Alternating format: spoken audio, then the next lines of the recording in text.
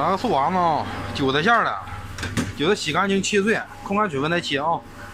拿点盐、鸡精、胡椒粉，少来点糖，来点13香。这玩意盐你少放啊，这东西本来就不吃盐，你再放多，干啥咸了。再给它少来点香油，哎，搁了匀乎的胃口了。家有那个毛油，要过期的，往里放点也行。1斤韭菜1个鸡蛋啊，理论上来说，给它搁了匀乎的。不搁了匀乎了吗？来面粉，一斤那个韭菜也就是2两左右的面。淀粉有来点，没有拉倒。其实正常我是不放的。也有人问我为啥总爱用面炸东西，我感觉啊，用面炸出来的东西好吃，虽然它不好看，能吃出家的感觉来。给它抓，就这么抓进去，给抓黏糊的。这千万别加水啊！你加水给它稀了，没法整。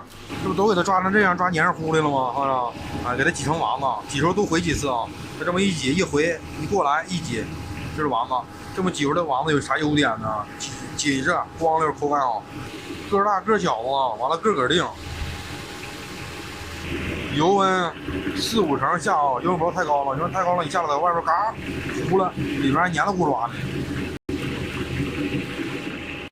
下完之后别拿勺硌了它，硌了它咔嚓一下子就粘着了。